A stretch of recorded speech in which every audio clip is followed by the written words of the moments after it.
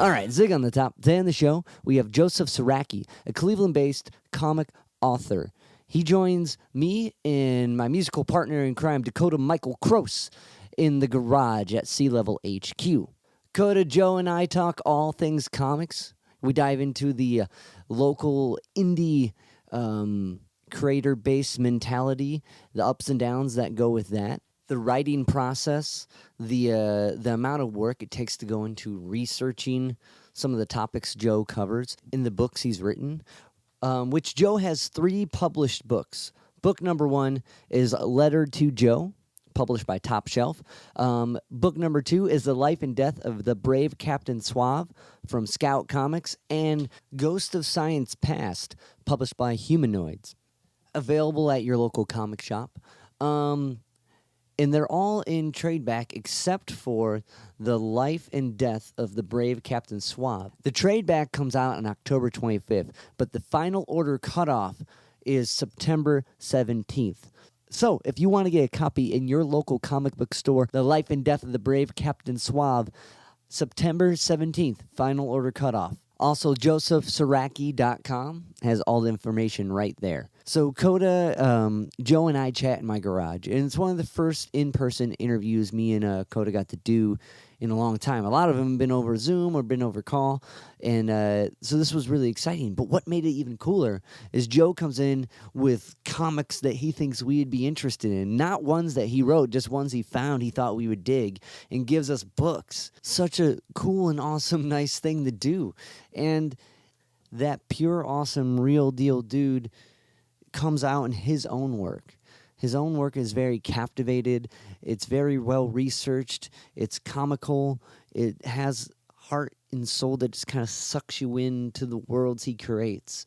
And we were very honored and excited to share some time with Joe in my garage. A few more things till we get to this interview. Coda and I play in a band called Sea Level, letter C dash Level. We are a high-energy funk punk reggae rock group that takes acoustic 12 strings and runs them through Marshall amplifiers. We are playing at the Beachland Tavern, opening up for MSSV, featuring the legendary Mike Watt. Also, October 19th at the Grog Shop, we are opening up for Pacifier.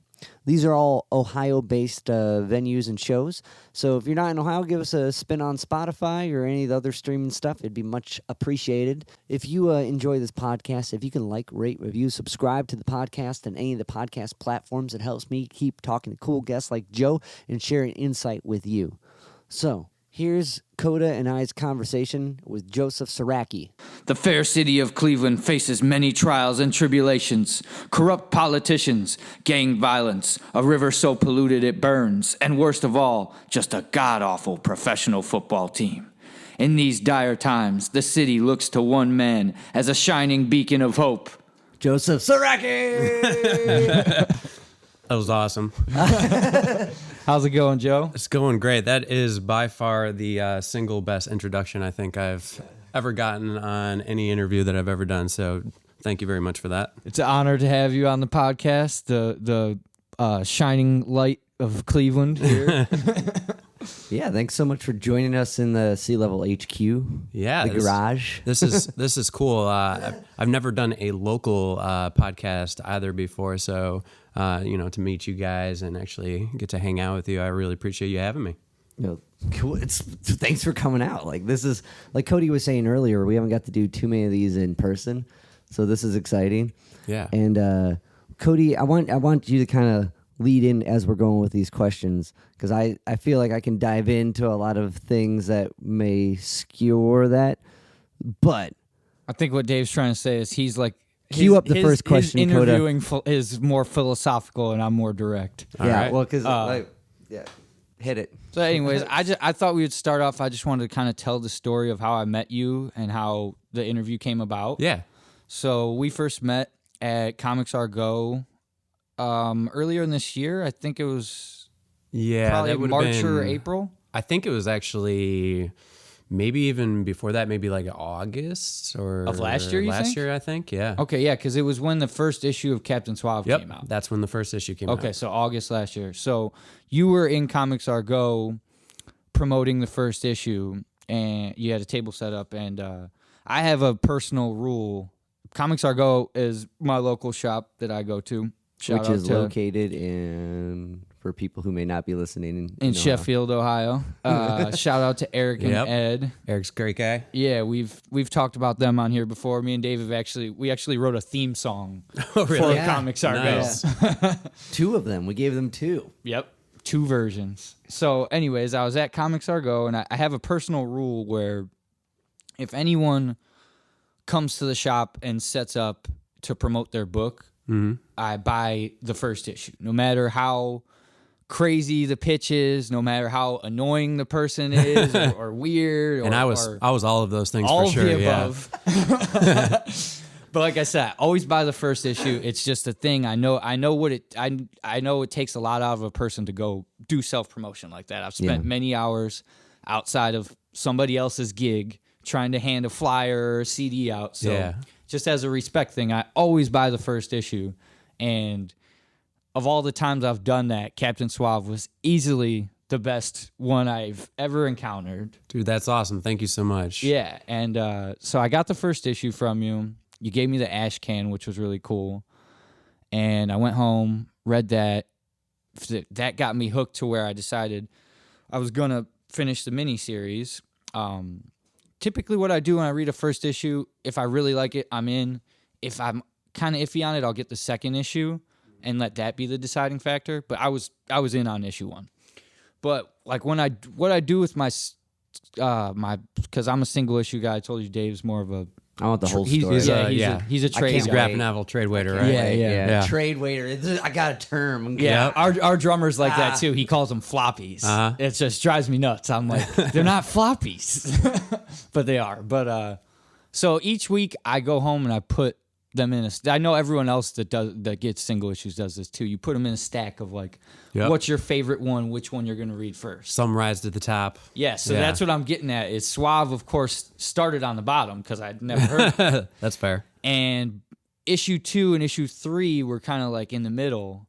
And then issue 3 was the one that really, really sold me to where I was like, went from liking the book to like loving the book and being like, this is my new favorite book. This is on the top of the pile now. Thank you so much. It's topping Spider-Man, Thor. You were right, and it takes a lot for an indie book to do that, you know, because I'm a big I'm not a big DC guy. I read a few DC books, but I'm a big Marvel guy. I read probably like All of them. 50% of what Marvel puts out. Sure. So for an indie book to rise above that, it takes a lot. So I read all of Captain Suave, loved it, and I kind of thought like that was it. I was like, okay, if I ever see another book from this guy, I'm gonna read it, and that was kind of the end of the story for me, at least for now. And then flash forward a few months later, so if that was August, it would have been like maybe 2 or 3 months later, I went to C2E2 in Chicago, Comic-Con in Chicago. We've talked about that on here before too. And when I go there, I always gather all my books up for people to sign. Inevitably, there's always a few creators I run into that I'm like, I didn't know you were going to be here. I love your book, but it's in Cleveland, you know? And that's what happened to me with Kelly Williams, the artist on Captain Suave. I was walking down the lane, and I see all his stuff set up, and I was immediately like, whoa, you're here? Whoa. And you know how Kelly is. He was just kind of like, super chill, minding his own business, probably drawing. Exactly. Yeah. He was drawing when I walked up. Yep. He was drawing a MODOK, I remember. And I just started fanboying hard because, like I said, I didn't expect him to be there. And this was like my favorite indie book of the year or so, you know? So, like, I was really stoked. I started, like, fanboying out. And I think he was kind of, like, blown away by the amount of fanboy I was hitting him with. Yeah, the enthusiasm. And kind of wrap the story up. I ended up, you know, I'll talk about my meeting with him more, but like I ended up buying a letter to Joe from him. Mm-hmm. Didn't read the description, didn't ask him about the book. I just bought it strictly because you wrote it, he drew it. I just looked at the cover. That was it. I went home a week or so later, read it, and it was one of those books that I couldn't put down. I meant to put it down because I do most of my reading at work, because I dare my boss to fire me. I was going to say, I guess your boss does not listen to this podcast. I have one of those jobs where I perpetually just go into work and dare them to fire me. I know my value, and I know I will not be fired. Quote unquote. Yeah. So, anyways, He said before he got fired on Monday. Yo, you hear what your boy's saying on the internet? so the time I had to read, I should have read about half the book. Yeah.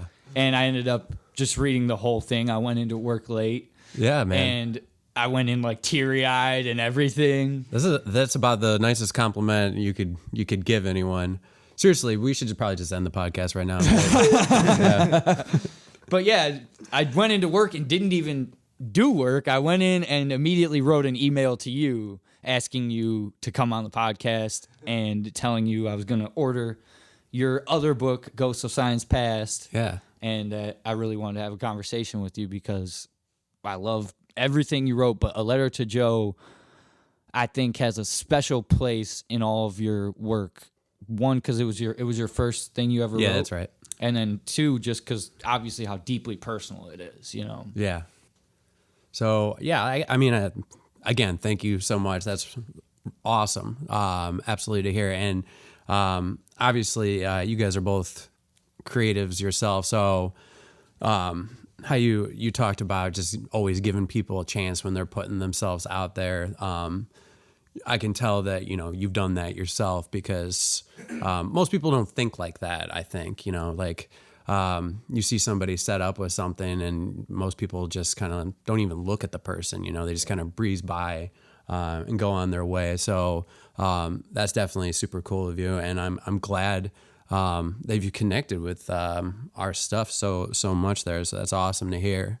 Letter to Joe was my first published book. And like you mentioned, Dakota, it is a very personal story for me because it is a book that is essentially about my grandparents. The titular Joe is Josephine, who is my grandmother, and the letter is a letter that my grandfather wrote her towards the end of World War II. He had wrote her a number of letters before that, but due to censorship, they didn't want the enemy gaining any sort of information from the field. He was fairly limited in what he could say to her. And so at the end, he was really able to fully detail his experience, and that allowed him to really open up. And what Kelly Williams and I did is we essentially crafted a narrative around that, including my grandfather's own words in the story itself.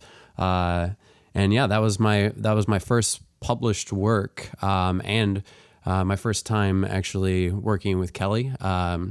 We really hit it off, kind of grew a friendship out of that.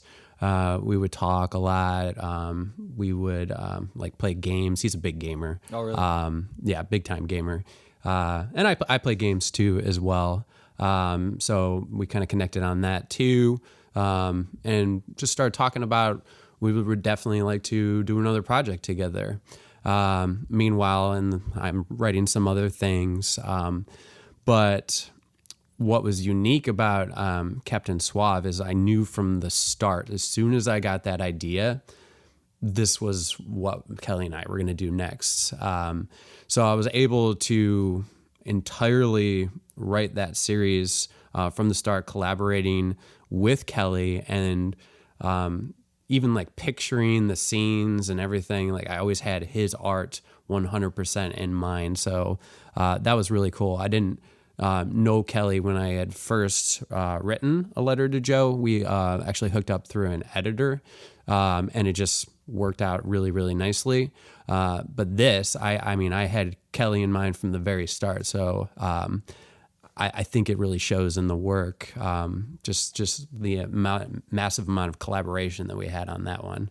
And by the way, I guess I should mention too, The Life and Death of the Brave Captain Suave, which is a 5-issue series from Scout Comics, is essentially a modern take on Don Quixote, except it is a homeless man living in downtown Cleveland who believes himself a golden age superhero. So that's what Dakota's talking about there when he mentions. Thank you for doing Captain Suave. Yeah, I tend to just dive in interviews and assume that the world knows everything that I know. So I appreciate you doing that little totally. pitch. And I also feel bad. I always shorten it to just Captain Suave. No, it's just that's a long easier to title. say, I know. You know, but It's a but ridiculously long title. That is a great title, though. It You is. wouldn't want it to just be Captain Suave. It needs to be the whole thing. It's actually the title itself is an homage to.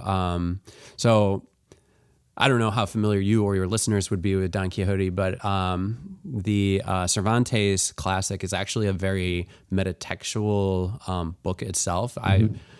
In reading it, felt like it was really before its time, and there's a part of the book where Don Quixote's exploits are actually like novelized by the actual author, and that's in the actual book. And the title of that book in the novel is very similar to The Life and Death of the Brave Captain Suave. So that's an homage directly to Don Quixote there. Very cool. Yeah. One thing I wanted to ask was like, so what inspired initially Captain Suave? So I first got the idea when I was reading a book that also has a very long title, so I want to make sure I get it right. It was The Amazing Adventures of Cavalier and Clay. Have you guys heard of it? No.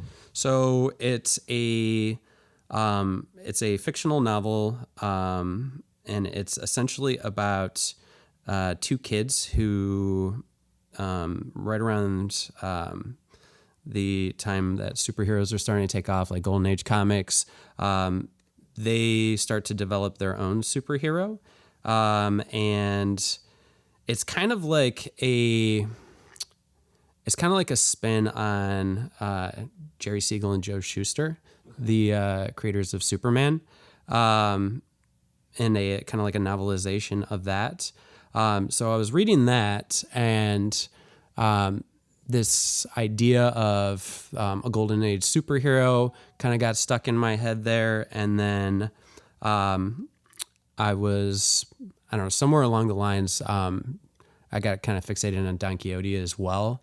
And then I just kind of brought those two things together, and that was kind of the genesis of Captain Suave. There are those two things. Okay, because it's Yeah. I like how with a few of your works you combine the kind of story structure of that kind of archetypal like Campbellian like circle of a story, like with Don Quixote and that, and with the Ghost of Science Past and Future, and I'm forgetting the full name of the book. Help me out, Coda. A Letter to Joe? No, not Letter to Joe. The Science Ghost one. of Science Past. Ghost of Yeah. Science Past. Okay, You I had was it, like, and you okay. added in an extra You added in part. there, yeah. You made it longer. But it hits all the like, you know what I mean, and like that's a cool, as far as a creative like endeavor, to take a structure like that and recreate it and make it your own. Yeah. Is one, I gotta imagine like a really good writing exercise for yourself, and a really good way to tell a narrative, even if it's not clear cut that you're referring to that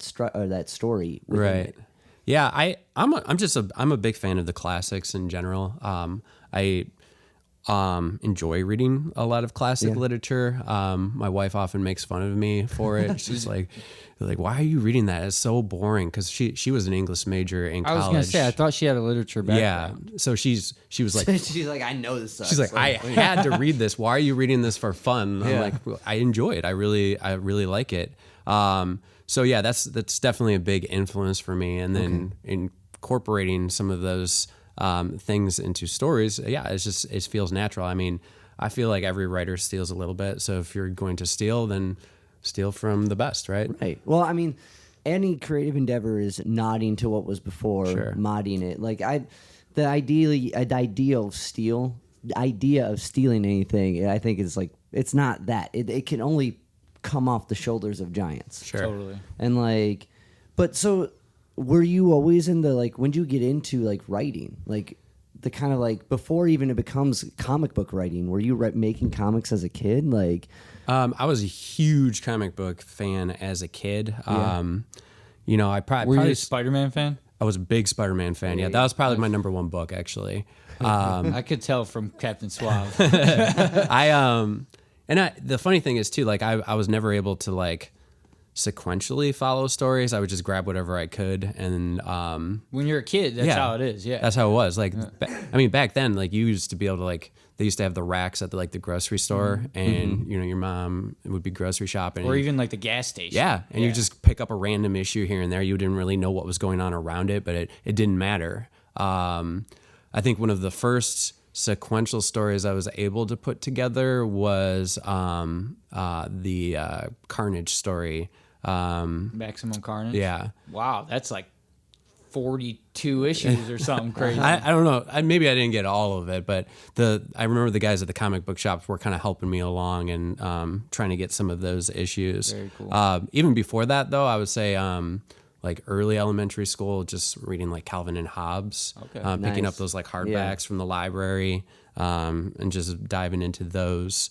So I became a really big comic fan early on. I imagine most comic creators are. Kind of fell off of it, high school, college. And then I had this professor in college he was a poli-sci professor. And part of the required reading was Transmetropolitan, a trade paperback of that. You guys familiar with that book? So it was a Vertigo book. It was kind of this like sci-fi political type book that he incorporated into the class. It's Warren Ellis and Derek Robertson was the artist on it.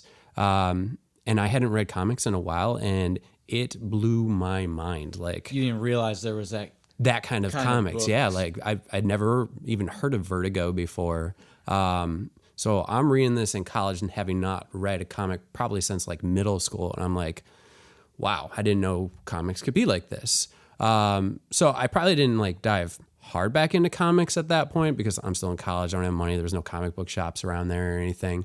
But after college, then I started just tearing through like, Alan Moore, Neil Gaiman, the classics, as you say. Saga, Swamp Thing, like all that. Well, really, kind of I guess stuff. you could say Yeah. that's like the second or third generation classics of comics. Yeah, You know? I've circled back around to like Kirby and that kind of stuff.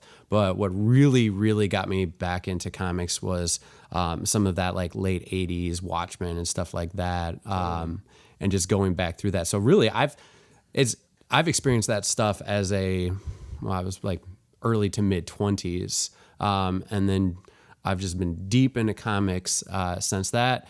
And then at some point, I got it in my head, you know what? I kind of want to give this a shot. So I started messing around, doing a little bit of writing, none of it very good.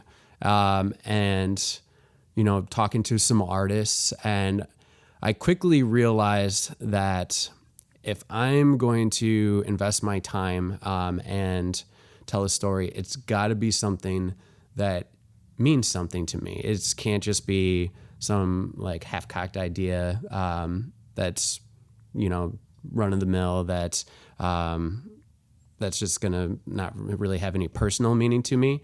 And I was reading. I had come across Persepolis. Have you guys read that one? I haven't read it, but I've heard of it. Yeah. So Persepolis is a phenomenal graphic novel that I highly recommend you guys check out. It's a autobiographical graphic novel about a young girl, I believe, growing up in, I hope I'm not getting this wrong, I believe it was Iran.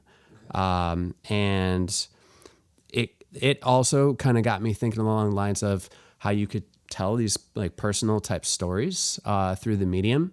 And I started thinking about my own story, and it reminded me of a letter that my grandmother had given me that was the genesis of A Letter to Joe. And I pulled that back out and I was reading it, and I hadn't read it in a while. I remember at the time when I first read it, I was kind of blown away by it. And rereading it, I was equally as astounded by it. And I started getting the wheels turning on, okay, well, maybe I could do something with this. Maybe I could tell my grandfather's story and honor him and my grandmother in that way. So that felt like the right thing, where is something that, you know, I could really like double down on. And if I put my time and effort into this and telling that story, even if it didn't work out, even if it didn't end up getting published, I would still have this amazing thing that I cared about, and I'd be okay with that. As it happened, I had done I think it was a series of like 4 or 5 pages, pitch pages, not with Kelly, actually. It was with another artist. The one who did the pinup? No, the one that did the pinup is actually at the end of A Letter to Joe. That's R.M. Guerra. He did Scalped. Oh, you know, that's so crazy you mentioned that. I just read a book by him. The last book I read was, I'm pretty sure was him. The Jason Aaron book? Yes, the Jason Aaron book, The Goddamned Virgin Brides. Yeah. I just read that like 3 days ago. Yeah, he and Jason Aaron also did Scalp. That's their Yeah. more I have the recent one. trade. Our drummer bought me the trade of that for like Christmas or something one year. Have you read it I yet? haven't read it yet. It's in my Oh, pile. it's so good. Scalp. You like it? Yeah. He was all gung It ho is about it. so good. I've heard a lot of good Yeah. things about it. He also gave me what's Southern Bastards. Yep. Because he knows I'm a big Jason Aaron Thor fan. Yeah. And I got these guys hip to that, so he's been giving me Jason Aaron's creator-owned stuff. Yeah. Yeah, Scalped is... That's crazy. I top of the didn't list know for that me. was him. Like I knew his name, but I didn't Yeah. make that connection. So originally, I was given the advice of, before we had a publisher directly attached, that somebody gave me the advice of, you want to go out and get a big name cover artist. So I reached out to RM and I mentioned the project. He was interested in it. So he was like, yeah, this sounds interesting. I would be interested in doing that. So he did a cover for it. And with the other artists, we had the 5 pitch pages, sent that along to Chris Steros, is the editor-in-chief at Top Shelf. He said, I'm interested in this. I need to see more. So I'm like, okay, let's do this. Now that artist did not end up working out, the one that was doing the interiors for that. He had some personal issues, and then that's when the editor suggested Kelly, and then the ball was kind of rolling from there. Top Shelf wanted Kelly, however, to do his own cover for the book, which is why RM's original cover ended up being featured in the back of the book as that pinup. But you need to go home and read Scalp now, I think. It's so good. Well, I will say, whoever that editor is, what did you say their name was? Chris Steros. Genius, because nobody else in the world should have drawn A Letter to Joe besides Kelly Williams. Like earlier you mentioned, you said that you got together adapted the letter into, I really like how you said that, because most writers could easily say like, I adapted it, but Kelly was so important to that storytelling. And like the way he uses the water, there's not very many, if any, comic book artists that I know of that use watercolors. I can think of a couple. Yeah, like you don't really see it very often. Yeah, but you do not see it often. And you're right. I think it's great for Captain Suave in the parts where he uses it, but I think it's very, very important to A Letter to Joe. Yeah. Because the tone, like the background tones are almost as important as the faces. You Sure. know? Yeah, so Kelly, he's primarily, and he would be the first one to tell you, he is a horror artist. That's kind of That's why I had him draw that carnage. That's right. Yeah, it's his background. It's really his passion. So he was definitely stepping outside of his comfort zone a little bit on this book, but at the same time, what is war if not horror, right? And what is horror if not emotion? Yeah. You know what I mean? His best quality in his art, in my opinion, is his ability to emote. Totally which is agree. What you need for horror. Yes. some people might refer to Kelly's artwork as a little bit on the cartoony side, and yeah, okay, I can see that.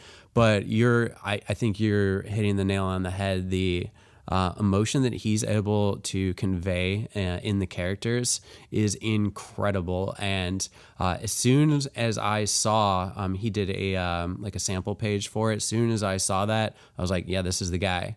And through those watercolors, like it's subtle, but he purposefully switched to a darker palette as the story progresses to kind of mirror the deterioration of Leonard himself as he's going through the war and the kind of the deterioration that he was feeling.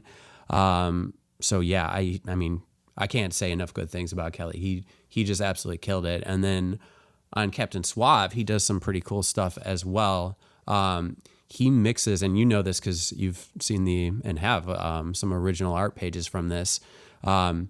It's kind of weird. He does on the same page because Captain Suave deals with reality and fantasy of what's going on in the protagonist's head versus what's actually happening in the real world. In the real world, Kelly's using his traditional pencil, ink, and watercolors, whereas in this fantasy that's playing out in his head of him being this Golden Age superhero, he's digitally coloring those pages, and he's using kind of this like old school dot patterning, Kirby-esque. yeah, to kind of look like a Golden Age superhero, yeah. Mm-hmm.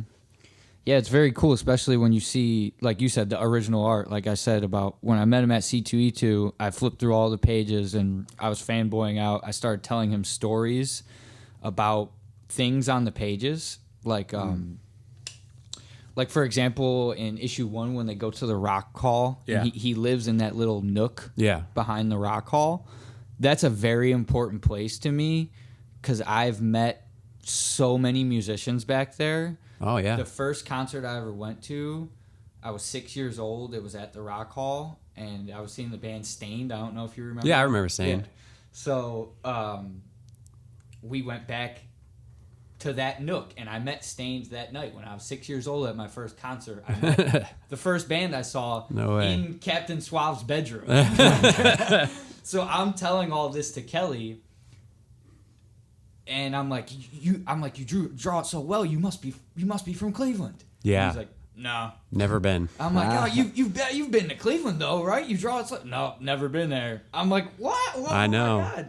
Yeah. He said you sent him a lot of references. A lot of reference. Yeah. So basically, the city itself, I think, is almost like a character in the book. Totally. You talk about that in the, or actually, it's not you in the Brad in Ricka. Ashka. Yeah. Yeah. So that was the first thing I actually read, and I thought that was you at first. And I'm reading it, I'm like, wow, this guy's got a great way with words. And then at the end, it said it was by someone else. Yeah. And even some of that stuff I didn't even know. Like, I knew Superman was created in Cleveland. Right. But I didn't know that, like, it was originally set in Cleveland. I've never read the early Superman issues. Yeah, like so in the library they have a whole like exhibit to Superman. Yep, the downtown library. Yeah, where Hope works, and they have the dude's like desk, and like I forget where I heard the story, but the story itself is really interesting. These two Jewish guys who felt suppressed made this guy that can overcome it, which makes Superman so much cooler. Right. You know what I mean? And like, so when I read the Ash Canon, I didn't know that it was based on Cleveland either. Like, that was really cool. And like, and I was, so that whole time I thought, reading through the miniseries or the first run, which, because there's going to be more, You most likely. okay. We will make it. I was setting up the plug and Ollie missed, but like I thought so much of that was kind of like a love letter to that. So who's Brad Rick? So Brad Ricka is he's a local author. I got to get a hold of his stuff. So yeah, well, so he primarily does these like historical half fiction novels, and the one that turned me onto him, and this was like right after I had read The Amazing Adventures of Cavalier and Clay, and I saw that it was based on Joe Shuster and Jerry Siegel. I'm like, well, I need to read more about them. So I picked up his book, Brad Ricka's book, Superboys, where he tells the story of Joe Shuster and Jerry Siegel. So is that an excerpt from that? No, he actually. So I had reached out to him, sent him like the first couple issues of Captain Suave or something like that. I'm like, would you want to maybe do like an introduction or something? And he was like, yeah, totally. So he had wrote that piece that's at the beginning of the action. And this, by the way, will be featured in the trade paperback that will be coming out soon, specifically for Captain Suave. Brad Ricka actually, he's a big comics fan as well, which you might imagine if he wrote a book on Joe Shuster and Jerry Siegel, he might be. But he has long been talking about dipping his toes into comics, and he did a graphic novel called 10 Days in a Madhouse, which is about...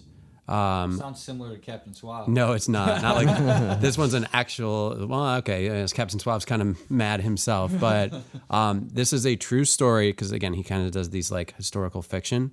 It was about, I believe the woman's name is Nellie Bly, and she was a reporter who posed as a quote unquote insane person to gain access to an insane asylum, and then. The purpose of this is to report on how they were treating the patients and how they were like grossly mistreated and really, frankly, abused. But then she kind of got like stuck there. She couldn't like get herself out. And this is he did a graphic novel with Courtney. Like One Flew Over the Cuckoo's Nest. That's, yeah, kind of. You know, it's funny you mentioned that. I'm currently reading Sometimes Good Notion by that same author. Okay. But Courtney, I'm probably saying her name wrong, Say is the illustrator on that, and they actually got nominated for an Eisner on that book. Wow. So he was just at San Diego Comic-Con impressive for month or two. Book, yeah, right? His first comic, but he's written other books. But yeah, true. But right out of the bat, he got a. That's pretty impressive. Yeah. Pretty impressive indeed. But Brad's a great guy. He is local, so I definitely recommend checking his books out. I really want to check that out. That's an intriguing because I've always thought about that. Yeah, and a more sillier version would be like Good Burger, you know. George Clinton's there. Yeah. It's a good time. But it's the same concept. They're not crazy. They end up and they have to break out. You know what I mean? I've always thought about that type of scenario. Courtney's art is really cool in it too. She does. I would say it's fairly realistic, but she's got such a precise line. It's very interesting. She does like a lot of like. Cross hatching and stuff like that. I think it's all black and white, but it was really, really good. So I should have brought that one. What I find interesting about that kind of like line of sanity and insanity, which is it's weird. And now that I'm saying the word insanity, it's like inward. But how kind of close that is, and I think Captain Suave does a really good job of like. Here's this person who has these like this whole inner world going on, and how the outer world slowly kind of accepts this guy, and then eventually depends on him at one point. You know, in multiple scenarios, because there's so much of that's going on, and like how society accepts and embraces that is a really heavy topic. It is, and like to kind of like where you went with Captain Suave, I think is. Kind of go into a conversation we had a little bit earlier, like looking more into a thing as opposed to being like, you know, no, I don't have any money, sir. Like, stop. I don't want to hear that song. But is that something you kind of like? We kind of already talked about the inspiration from that, but when you started to write this character, is that like something you thought more about? Oh, totally. Yeah. So part of.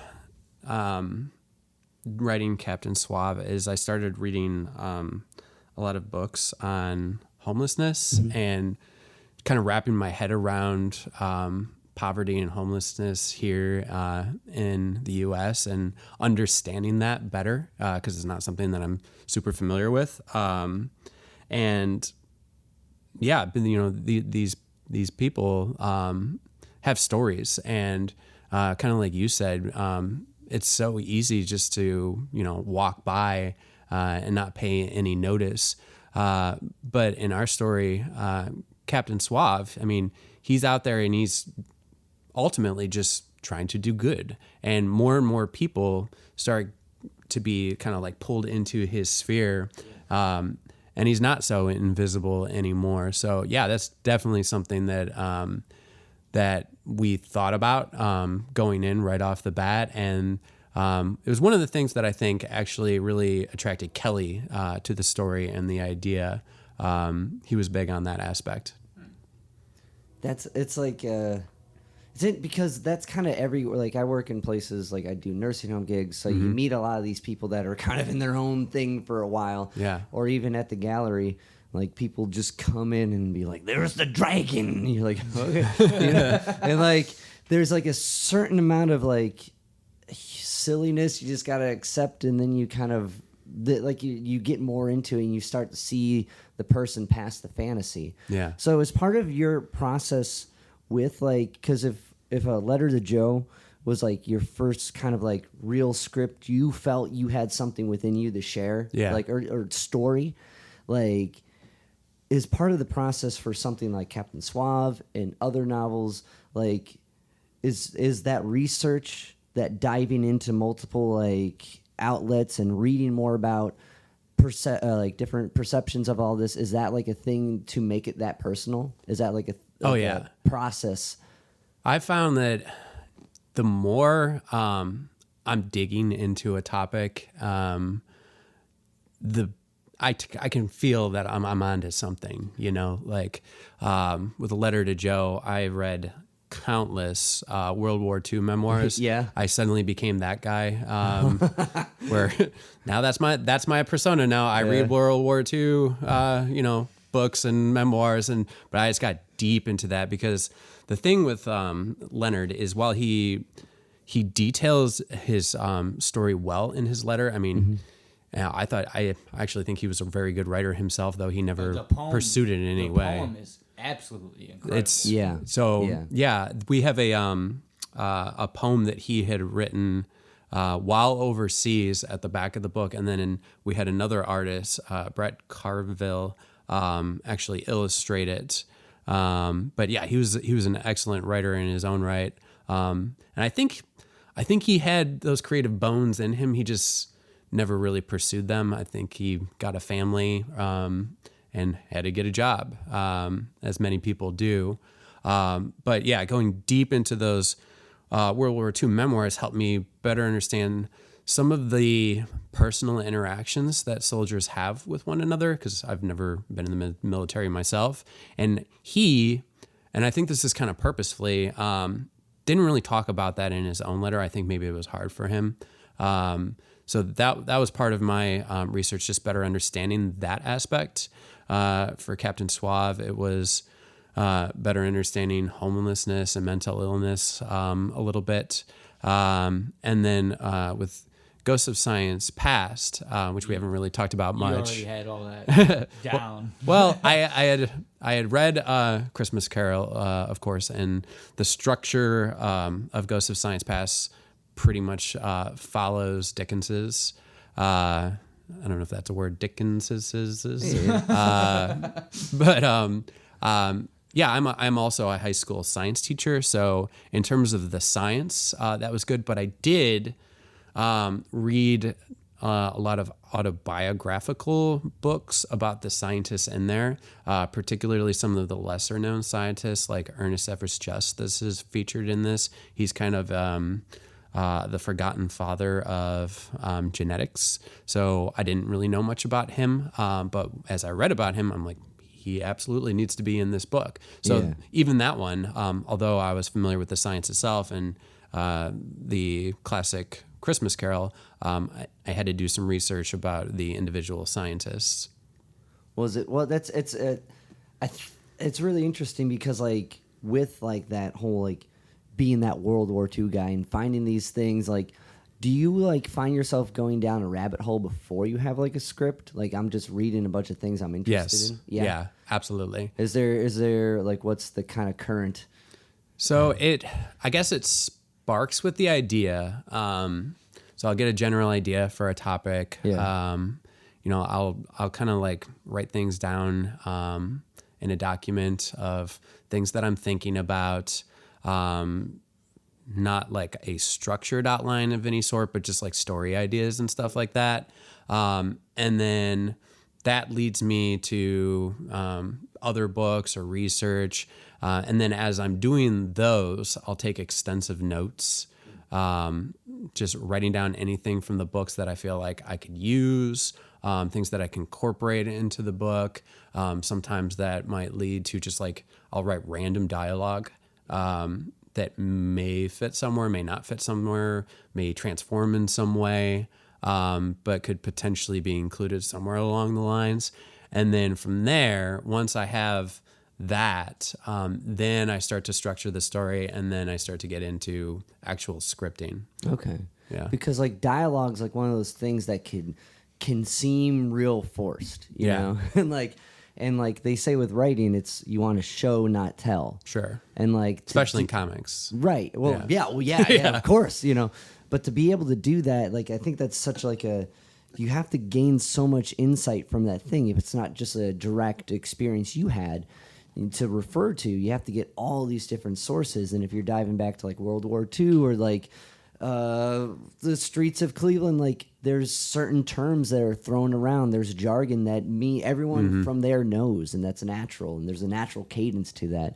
That only comes from either knowing it or doing that. Yeah. Like, or doing that as in the research. Yeah, that was one of the things that really I struggled with a little bit in the beginning of writing a letter to Joe. Like, how did 18, 20-year-olds talk back in the 40s? I had no idea. So reading all of those other memoirs, I'm jotting down things like, what would they call this? What would they call that? And then even just like getting the military lingo down as well, because again, never been in the military. I don't know. I didn't know anything about like tanks or guns or anything like that. So that was super important to get that right. But then, like you said, it's a visual medium. So Kelly, in his own right, had to do a ton of his own research to, well, what did these guns look like? What did these tanks look like? I got to make sure I'm using the right one for, this area. And then likewise, he, like you said, Dakota, he hasn't been to Cleveland, so he doesn't know what the back of the Rock Hall looks like. He never met Stained. You mean piss stained? The next time I see him, I'm gonna be like, "Can you draw the singer from Stained in the background?" You know what? He'll find a way to do it. with a young me. Yeah. That's the album cover for your solo album. And he absolutely would kill it too, by the way. But yeah, just Stained by rock and roll. The Michael Crow story. Don't ever say that.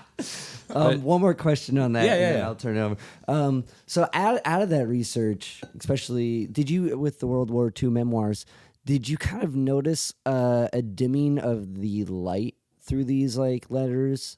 I mean, I guess if certain things couldn't be said, right? But like, it's interesting that Kelly illustrated that, like, and through the novel, how it gets darker and slowly, because anyone who goes through anything like that loses some of that brightness, like, and with all our grandparents and our elders that we meet have gone through that, you feel that, but also it's just kind of them too, to you know?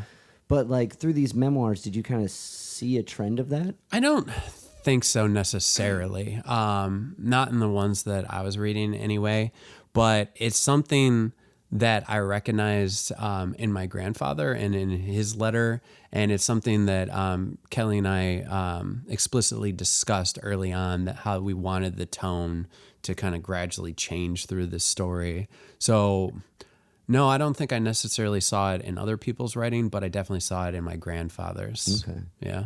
Yeah, that's a beautiful way to show, not tell, you know what I mean? Like that's a real cool. Well, the other thing too is we didn't want to, and this was important to us as well, we didn't want to romanticize it. Yeah. That's what I think is so good about it. It's like the romance is the romance, Right. like between Joe and Leonard, And I almost think that that's the real story of the book, but it's told through this lens of the war, and you don't romanticize the war. The only romance part is the romance. Yeah, that's something that I also realized pretty quickly is in order for that to work, for that story, I think to fully connect is we and I had to be as honest as possible. And I think that if we had tried to like sensationalize anything, it wouldn't have rang true, and it wouldn't have worked, wouldn't have been as impactful, and frankly, it wouldn't have done my grandfather justice, and that was important to both of us from the start of the project. Can I ask one more question before you go in? Sure. Okay. Dave's done his classic thing where he sweeps the rug right out. Sorry. Was it Cody gets a real plan of attack. After doing this, how did your family members react to this? And once it's published, like what was their initial reaction? So my parents were both very struck by it, and I know my dad sat down and read it a couple of times. It's his parents, and I think he kind of felt how I felt about it, that it was a fitting tribute to his father and his parents. He's actually got a big piece of original art from it hanging on their mantle with Kelly's watercolors on there of his. I think it's the one where they embrace at the end. Yeah. Spoiler alert. He makes, well, obviously he has to make it through the war. Yeah, otherwise- this wouldn't That's happen. one of the other things I love about the book is, I hope you take this respectfully, but Sure. at a certain point in the book, he's almost like the Punisher. The- Like not Okay. not in a mean way. I just mean in a way of like when you read the Punisher, you're like, this guy's gotta die.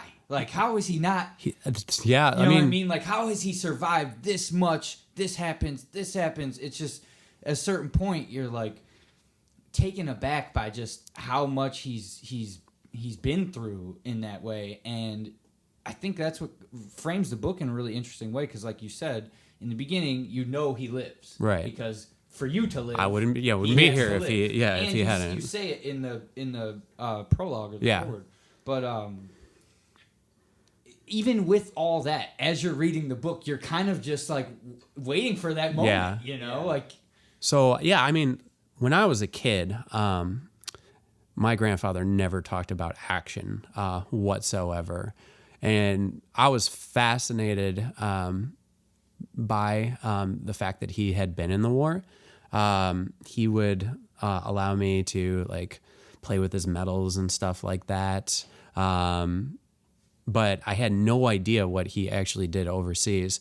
It wasn't until he had passed away that my grandmother had given me that letter, and I read it, and I'm like, holy, I had no idea. Yeah, no idea whatsoever. And by the way, he left me all that stuff, so that was really special as well. I have all those medals now that he allowed me to keep, so that was special. But yeah, I'm completely on the same page with you. I had absolutely no idea. That entirely floored me. The amount that he was able to. I didn't mean to say that he's like brutally Okay, killing yeah, everyone yeah. like the Punisher. I just meant like if you watch an episode of the Punisher or read a Punisher issue, Yeah. you're like, He was through how the did ringer. he not die? Yeah. Like, This guy's been through. He's seen things. Yeah. It definitely, unlike the Punisher, though, it definitely took its toll. Totally. Yeah. So jumping into that book, on the first page, we see Cedar Lee Theater. Mm-hmm. I was just curious what that theater means to you or to them, or why you include, or was that just a thing to Honestly, establish the area? More of an establishing shot. I started to search for pictures of Cleveland around the brink of the war, and one of the ones that popped up that I thought would be pretty recognizable was the Cedar Lee, and that marquee that you see on there. was an actual marquee taken from a photograph, and I thought, well, this is perfect. So just kind of like setting the scene as well as the time period. That was just the main purpose of that. Very cool. Yeah. Similar vein, a few pages later, can't remember what page, but they go to a park, and they mentioned just like how special the park is to them. I was just curious if there was a specific park, or that was just kind of a... I don't know of a specific park, but I asked my my father like what were some things, you know, that they like to do together, because again, you know, I remember my grandfather died when I was relatively young, so I remember him as a kid, and as a kid, you don't really ask those types of questions like, what do you and grandma like to do in your free time? Yeah. You know, when you're a kid, it's just about you whenever you're with them, right? Even as an adult, that can be a hard question to ask, because men don't really talk about stuff like that, especially older men, you know. And you don't think about those kinds of things. So I asked my dad, like, what kind of stuff would they do together, like when they were on their own? And he said one of the things that they would like to do is, you know, go on these walks in the park. So while I don't know of any specific park in the area that they would visit, I just know that that's something that they would do regularly, and that's why we wanted to include that in there. I think the book is so cinematic, and I really think, I mean, maybe it sounds corny or whatever, but I really do think it would make an amazing film.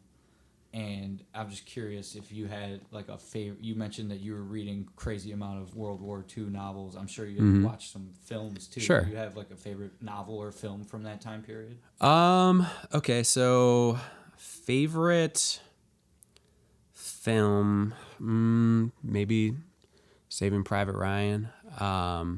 That's a pretty incredible movie, and they did an amazing job. Just, especially that the D-Day scene, just depicting the pure chaos and disorder of war. Kelly did an amazing job at that too.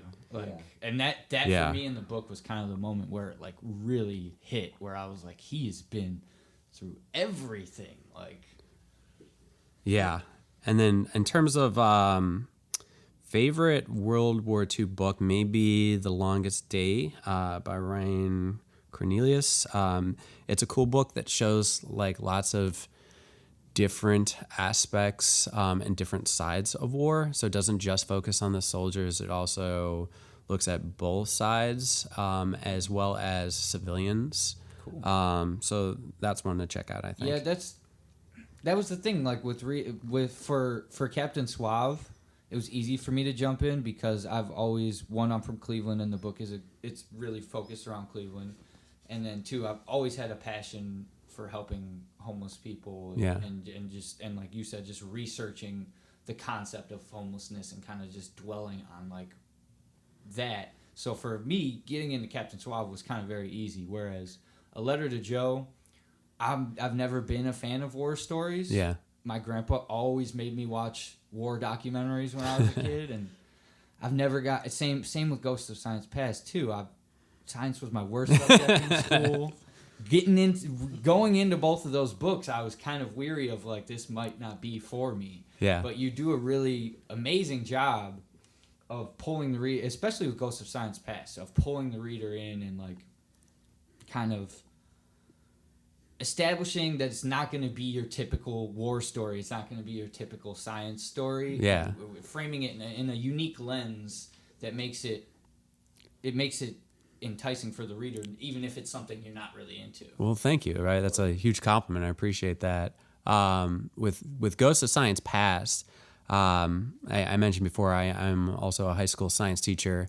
I tried to pick topics that traditionally my students struggle with, that they have difficulty with, and teach these things in ways that are easily relatable, but also fun. That was something that throughout that book, myself and the co-creator and artist on that one, Jesse Lonergan, we worked on was making the book fun.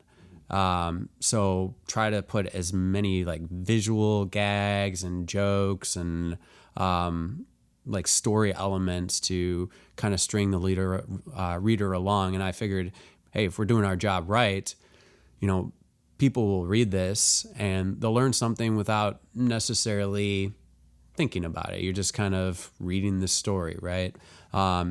And I've actually been using that book as kind of a companion to my textbook in my own science classes, and it's been working pretty well. So Okay. Can you dive into that a little bit? I'm curious. So Yeah. Dave's a teacher as well. Right. I'm not a teacher. They wouldn't let me around the kids. I'd start telling them crazy things. Well, especially if you're just going to work reading comics. That's what I mean. That'd be my first lesson. Don't go to work to work. But It's actually a beautiful lesson. Like I could philosophize around that. I hear you say you integrate that into your class, and I'm just very curious how that works. So he goes to work and reads comics. Yeah, that's. Okay, I get it. But I have excuses, right? Like we're doing it for educational purposes. I need boss. to write a plumbing comic. Yeah, there you go. That's what it is. There you go. Yeah, but no. So it's like I've actually introduced it. So we started school last week. I've introduced some of the characters, and kids are going to start actually reading it on Monday. But the way that I integrate it into the classes, we'll start learning about a certain topic, and then we'll read like 10, 12 pages from the graphic novel. I have a class set. I don't make my students buy my book. That would probably not go off too well. There might be some cross promotional errors there. But so we'll like read a section from the book from the class set. They'll have like some guided questions, some discussion questions, and stuff like that. But then as we're going into the topic, we'll read those parts of the book and just kind of follow along side by side with that. And then I have a number. Well, actually, there is a teacher's guide that goes along with the book. It's online. It's for free. Dave's shaking his head like, yeah, that's the only thing that helps me. But it's So it's if educators or whoever wants it, I crafted like activities and stuff that goes along with it. From that teaching guide, and just started just trying them out and using them. And I started doing this last year in my classes. And like I said, I think it worked out pretty well. So it's just textbooks are boring. They are. They're not fun to read. I'll go even further. If you made a comic book that was the size of a textbook, sure, even that would be fun. I guess you could say like Watchmen is that. Well, you ever get one of those fat omnibuses that like it hurts like For my birthday, he bought me the Kiss omnibus. Okay. It's every Kiss comic ever. Yeah. It's the biggest. It's like this. Don't say it. It's like 3 textbooks. It's so big. I didn't know where to put it in my house. It can be overwhelming, right? Yeah, I've got a few of those. I've got the Kirby Fourth World stuff. That's a fat one. Yeah. The DC He-Man one. That's another fat one I have as well.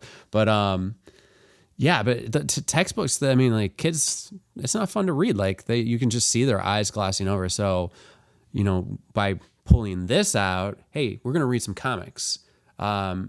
It kind of gives you a little bit of a break from the rote textbook kind of reading, but again, it's fun, right? There's a lot of like jokes and stuff to kind of temper some of the learning aspects. So, and one thing I think is super important with teaching, and that could be kids or adults or anybody, is the power of like them finding the answer and the power of metaphor. Yeah. So even though like this is like a story structure we're familiar with, like if you read it and you discover where this one student goes from not caring and thinking no one cares about him to the opposite, which is, I mean, that's not a spoiler, is it? That's a good thing. That's a good thing. Yeah, it's a good thing.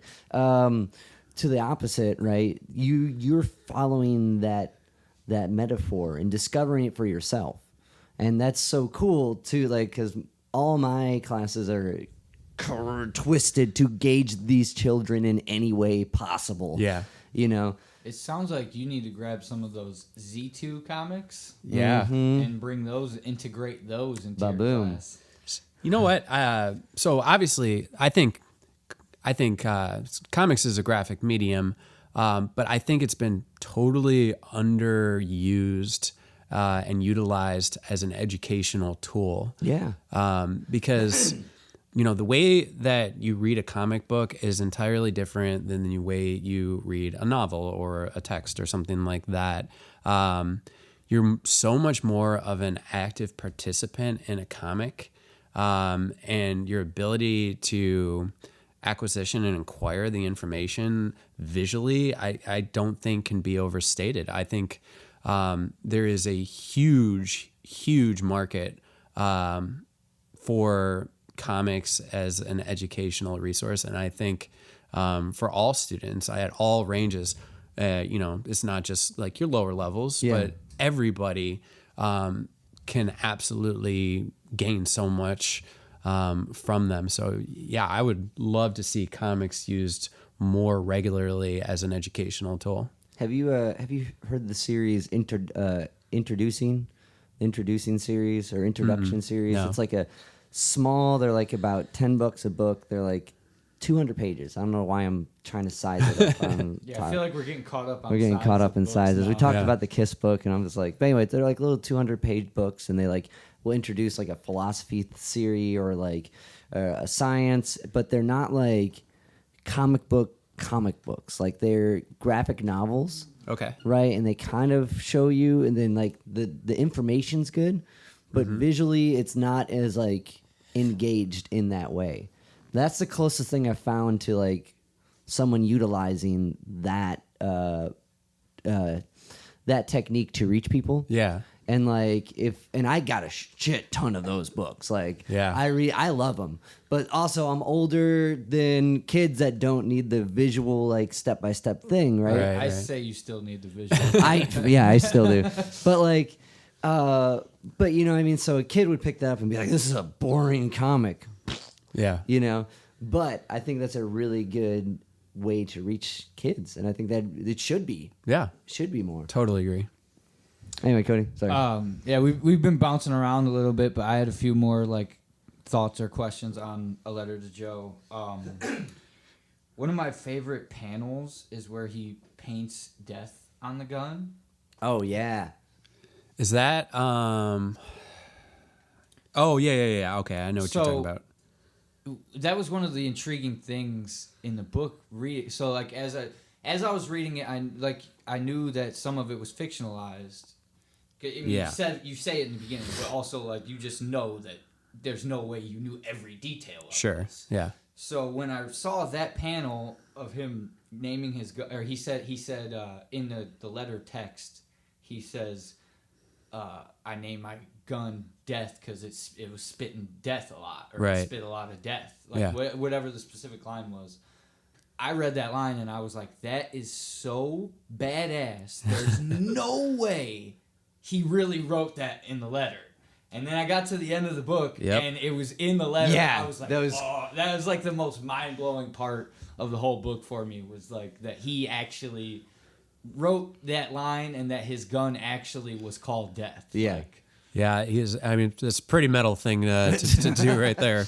But yeah, I guess that wasn't uncommon of the machine gunners to like name their gun. It was like an extension of them in many ways. But yeah, in the back of the book, there's a reproduction of the original letter, so you can read it without any of the narrative aspects that Kelly and I include there. And that reminds me of something as well, like him like just painting that on there. Kelly does so much in terms of the storytelling in this book, and really all. it is a small detail that I suppose you could overlook. But the way that he like paints these scenes and tells the story, like again, his contributions as a co-creator and storyteller really absolutely cannot be overstated, because he just took a tremendous amount of the work upon himself to tell this story. I mean, I have sometimes been asked why tell this story. in a graphic medium, why show it as a comic book. And I think it's what made it so impactful. Actually like setting these scenes and showing what's going on around him. Like you said, it brings a whole different layer to it. And it very well may have not been as impactful if it wasn't Kelly. If you ended up sticking with someone else, or you went with, you know what I mean? Like, yeah. I think this book, everything happened for a reason. You know what I mean? Your grandpa gave you those medals for a reason. You read the letter for a reason. Kelly came into, I think all that was kind of just like perfect wave to make that book what it is. I appreciate that. And thank you for typing the letter out, because when I first, I got to the letter and saw the cursive, I was like, yeah, I'm not going to be able to read. I read like 3 words and my eyes were like burning. So the way that I understand that, actually, so that like the letter, the typewritten letter off of a typewriter, the way I understand it is soldiers would handwrite letters, because I have a handwritten version as well, but then I have this old paper typewritten version, is that the soldiers would handwrite something and then it was transcribed by somebody else in the unit or whatever. To make sure that they weren't. Exactly, yeah. I gotcha. That makes sense. Well, jumping into Captain Suave, we talked about the ash can a little bit, and then Dave swept the rug out from under me and I'm trying to bounce around. In the ash can, Captain Suave sings a song. Yeah. And I pride myself on being able to research songs and find songs. Yeah. And I couldn't find this song. Is this a real song? So no, it's not a real song. Do it! I made up all the lyrics. However, I did relentless Google searches. However, it's funny that you asked that, because there was a song that I wanted to use, but they wouldn't let me because of copyright. The song that I wanted to use was a Beatles song. I think it was Across the Universe. Okay. Great song. Yeah. You know, he says that gobbledygook, like, gone. What does he say? Oh yeah. It's some type of chant. It's weird, like a weird non-word, but it's like gotta do something like that. Yeah. No, it's yeah. There you go. Yeah. I've always just made up words. Right. I have no idea what he's saying whatsoever. It's like it's a Hindu chant. Oh, is it really? Yeah. It's I believe a George Harrison influenced bit. That of makes sense. I remember we have some friends, as you can imagine, doing music. We have some friends that are really into yoga. Yeah. And that's I recall doing yoga with some of our friends in a band that sings about the bus, and that line was said as a thing, and okay. I can't remember the context off the top of my head, but it's something to do with that. So it's like it's a nod of the hat, and I would imagine it's a George Harrison. So what bit. we're gonna do now is me and Dave are gonna produce a beat for you, Yeah. and you can sing the song. Perfect. We can Yeah. make it a real All right. song. We did the Comics Are Go theme, and now we're gonna do the Captain Nice. You Suave. can just use that song. But that's the song that I had in mind for that. And then at the end where he's like under the bridge, and he's by himself, it was going to be keep repeating, nothing's going to change my world. Yeah. And that was kind of the song that I had. That hits now. Right. Yeah.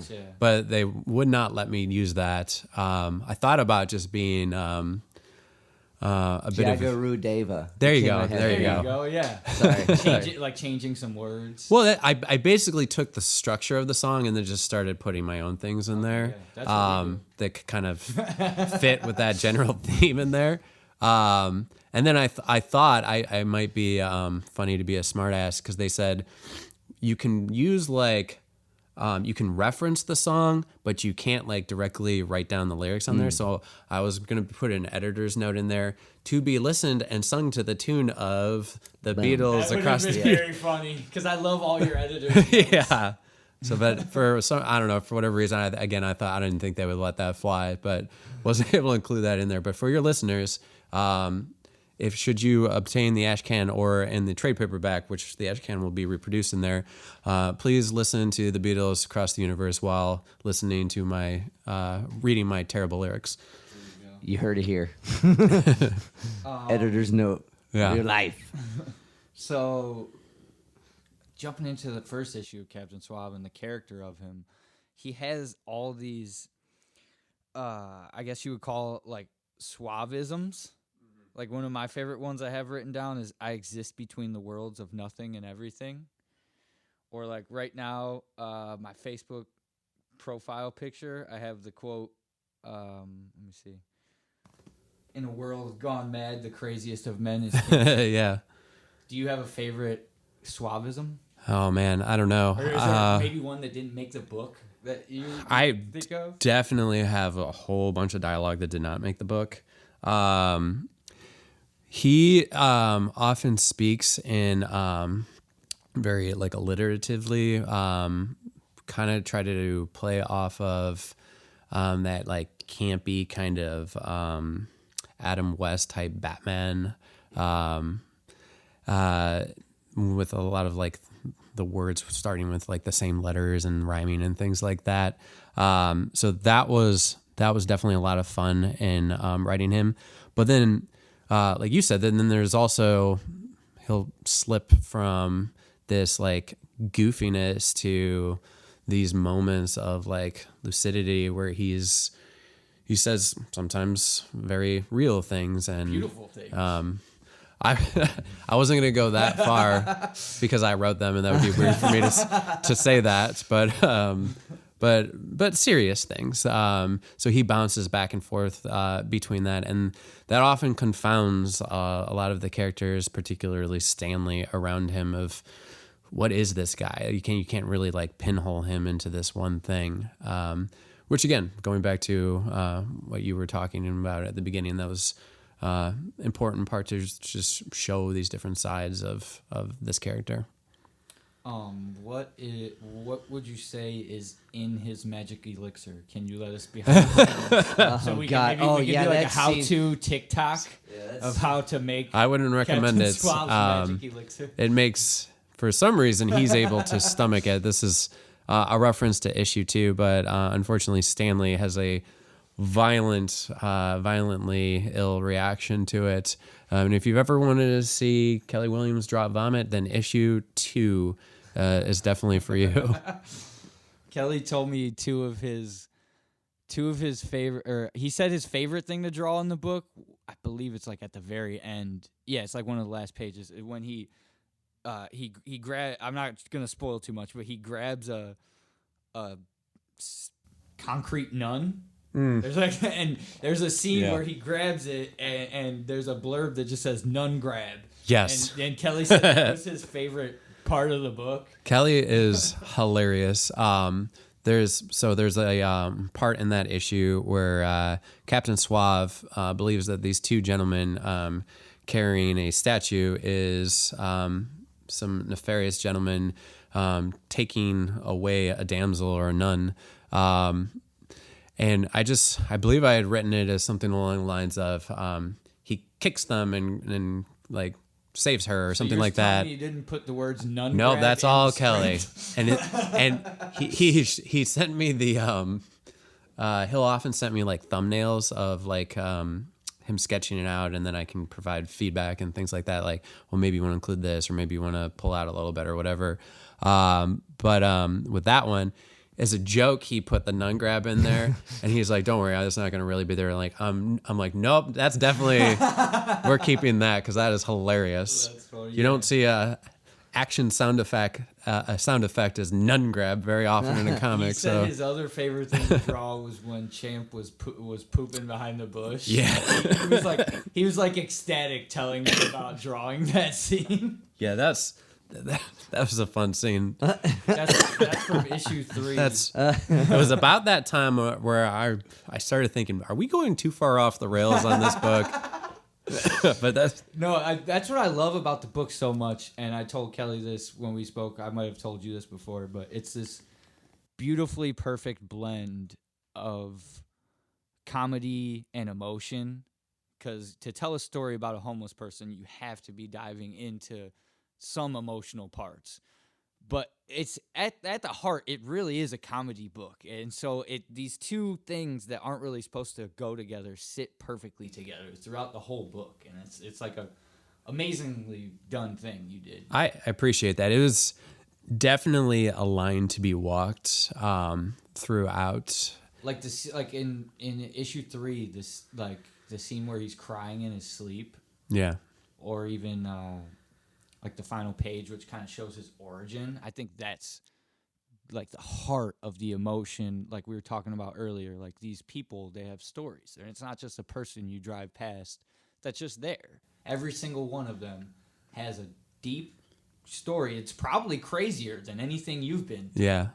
And that's what made them them, you know? Yeah, it was definitely a concern for us both that we not be like exploitative and walk that line that you're talking about.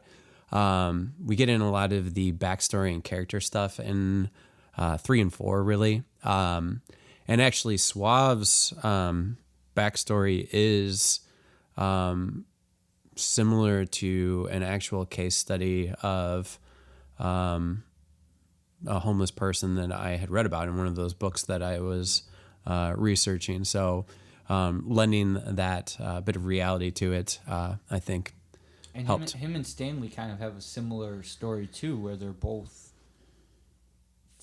I don't want to say failed, but they're both dads who have made mistakes and are kind of like living and dealing with those mistakes, and they don't really even know it about each other, but they're like Yeah. relating to each other in a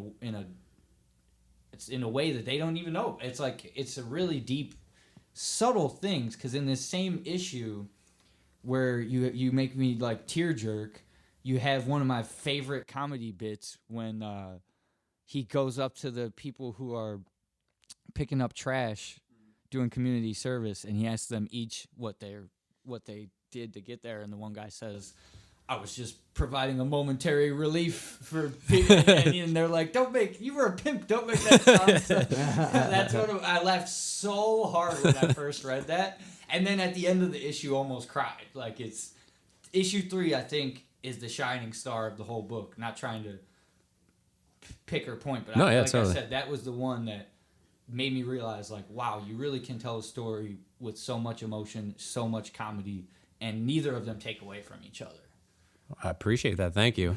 I don't know. I don't really have anything to add to that. Thank you. Yeah, I didn't really have Yeah. a question. I kind of building up your ego over here. Well, comedy and tragedy are pretty yin and yang, Sure. you know, and part of that lifestyle, or part of anyone who is that unique of a character, there is extremisms which are hilarious, and it's to not acknowledge some of the crazy stuff that's wildly silly would be dishonoring the person in reality, you Sure. know. So like, Yeah, and I think we definitely lean into that a lot with this. There were times where I definitely asked myself and my editor and Kelly, I'm like, are we going too far with Yeah. this? Like, is this too silly? But they seem to both be like, nope, further. I agree. One last thing before we get off Captain Suave. I told you the story about the nook behind the rock hall. Yeah. Oh. Another cool story I have is that movable bridge. Mm-hmm. When I was a kid, whenever I saw that bridge, my family always told me that my grandpa climbed it. And this kind of goes along with Stanley or whatever, but this was in the 70s. I don't really know the full story, but I believe he was like high on PCP or something like God. that, and just went crazy and was climbing this bridge. It was like who? my not my grandpa passed recently. My Yeah. grandpa passed a few years ago. Okay. My mom's dead. Okay.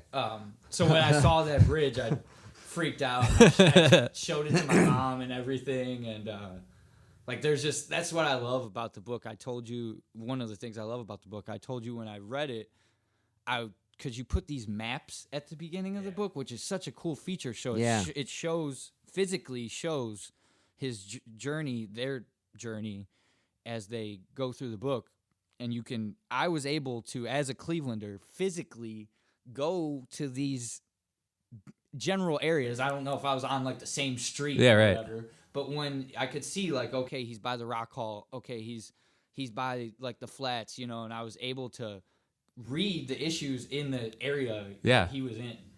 Yeah, so that was so the maps idea I got from the Conan books. You know how the Conan books always start with like I love the Hyperborea or whatever maps, and I was like, I want to do that, but Cleveland, right? So let's make it look kind of like old and tattered, like one of those Conan maps. That's so cool because when I read the Conan maps, I'm always like, cool. Yeah, like, right? I don't know what it is. I'm just like, Conan's cool. Next page. Yeah. So then I'm like, well, okay, and then we can like plot like a couple of the major things that are happening in each of the issue and the actual locations where it's taking place in Cleveland, which was trickier than I actually thought, because then having to also convey that to Kelly, because like you said, he's not from here, he's not been to Cleveland, not familiar with the area. So like getting images of like stuff from that area was tricky, but I think it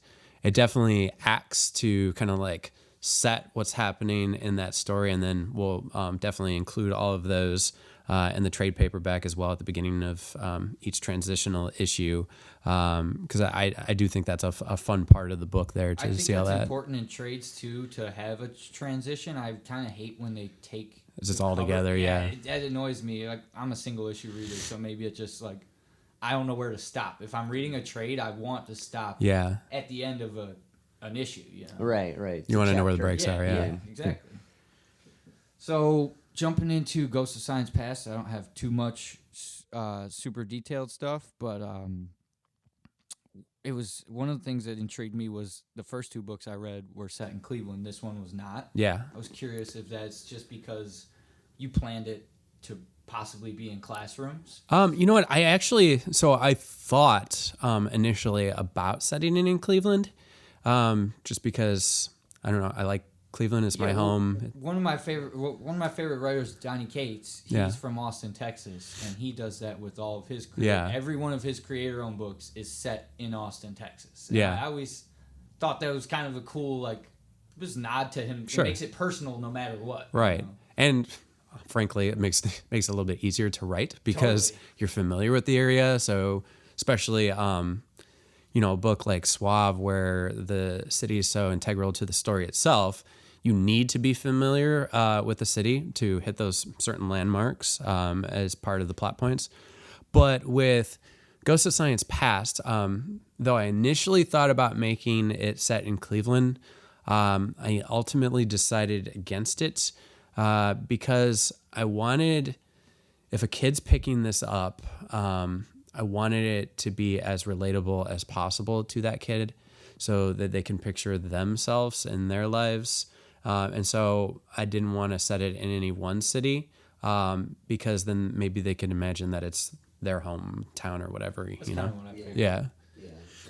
One of my favorite quotes from the book, and I think this kind of sums up, like I said, I'm not a science guy, but by the end of the book, I felt passionate about science. Good. And I think this quote kind of sums it up, at least for me personally. Nothing in life should be feared. It should only be understood. Yeah. I think that's a really beautiful way to look at science, because it's like, that is what science is in essence, right? Is just trying to understand things in life. That's absolutely what science is. And many people you get bogged up in the big words. That's what it was for me. Well, not only that, you're a biology teacher. Sure. Just the word biology scares my brain. It's just the study of life. That's all it is. That sounds so much nicer.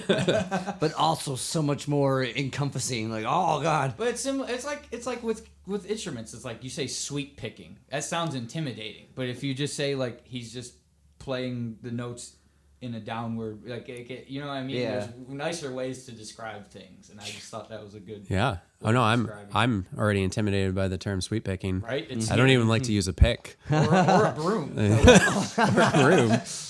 hate cleaning stuff up. But no, that's what science is, and a lot of people fundamentally don't understand the ultimate goal of science is that it's really just understanding the world around us and the universe, and science can change, our understanding can change, and some people seek to discount science for that reason, but I've always seen it as one of science's greatest strengths, that it's constantly evolving as our understanding evolves. And that's one of the things that I love most about science. Is one of the reasons that I became a science teacher, is because it's always interesting to me, because it's always changing. It's very beautifully said. No, definitely, because like if anything that's said, this is the way, Yeah. that's limiting, and it's only Yeah. going to be so far. You know, it can only take you so far. Your understanding so far. Yeah. Is So- it similar with you as a music teacher? You feel like music is always growing For and sure. changing? Yeah, yeah. I mean, you may have all the same elements like you do in science, but it's just understanding them in new ways, right? Sure. And like that's the kind of creative lore in science, is that it's always going to be shifting, and more is going to be understood. And the more Yeah. if you look at it like the study of life, you know, the more you understand through going through life, the more life's meaning changes. Totally. You mentioned that you picked, or I think you said an editor gave you the advice to pick scientists that maybe students weren't more familiar with. Yeah. So for me, I don't know very many scientists at all. Like obviously I knew Charles Darwin, and I've heard you mention Albert Einstein before. I've heard of him once or twice. But reading the book, like I didn't know who any of these scientists were at Okay. all. And what struck me personally is not that I didn't know them, but I thought they were all framed in a different sort of context. I thought you were specifically picking scientists that were like against the grain, that kind of had like semi-controversial takes, but you were framing them in a way that was like from their perspective, so it was less controversial. And I just felt like you picked badass scientists like Marie Curie. I'd never heard of. That's how you say her name. Marie Yeah, Curie. Curie. Yeah, yeah. Never heard of her. I was like, this is my kind of person. Like, Her story is extremely interesting. I picked the topics first because, like I said, I wanted subjects and topics that were traditionally difficult for my students, so that they could learn this in a more fun and hopefully more digestible and easier way. And then the scientists followed afterward. Now, initially, when I pitched the book, I had a different set of scientists. I just picked ones off the top of my head that I knew were representative of each of the topics and famous for them. However, my editor, Rob Levin, and the publisher, Mark Wade, suggested possibly using a more diverse cast of characters. Maybe we could include scientists that people won't be as familiar with. So not only would we then be helping them learn these topics, but we would also be introducing them to another scientist that doesn't get discussed as much in a textbook or ever mentioned at all. So that had me actually delving deeper into the lives of some of these scientists. The three that I was already pretty familiar with: Charles Darwin, of course, Gregor Mendel. You'll see him in he any was the one that basic science book. I was like most intrigued by. Oh, Gregor Mendel, really? Yeah, like for a week after that, I just kept thinking about seeds and The pea plants, I yeah. was telling everyone about seeds. Like, Yeah. He though he was kind of shorted in his time, he didn't get credit that was due to him when he was alive. He's in any science textbook nowadays. yeah, I had heard his name, but I didn't know anything about him. Yeah. Someone probably tried to teach me about him many years ago. Mm-hmm. I was actually, my biology teacher, I was thinking about it. I'm pretty sure freshman year biology teacher just put on like, what's that show? Bill Nye? Mythbusters. Oh, Mythbusters. I'm pretty sure Okay. my entire freshman biology class, we just watched Mythbusters. I just So you're like leagues So, ahead okay. of the competition. I was gonna say, like, I'll throw on maybe a clip here and there, like if it corresponds to something we're learning about. But yeah, I don't recommend solely teaching through the use of Mythbuster videos.